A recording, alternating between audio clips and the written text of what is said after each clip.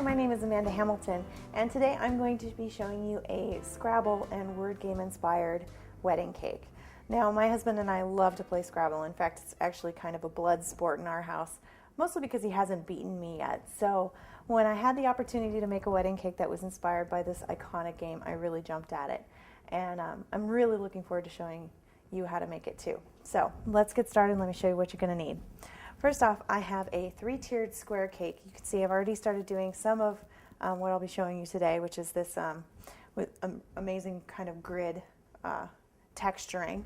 But I have a 3-tiered cake. It's a 4x4, a 6x4, and an 8x4 inch square covered in white fondant.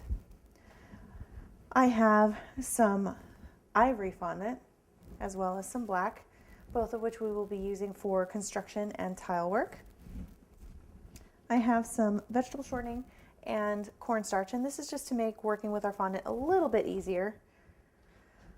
I have a clay extruder that I've already pre-filled with some of our black fondant, and as you can see, our narrow ribbon plate.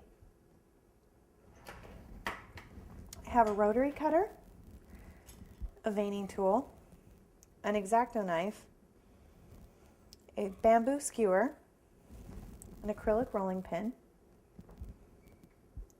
a ruler,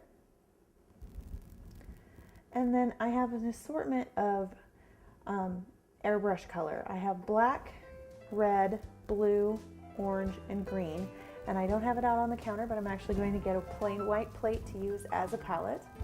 I have some Tylose glue, and finally I have a list here of the tile values used in the Scrabble game, what each letter is worth, which we'll be using when we paint our tiles.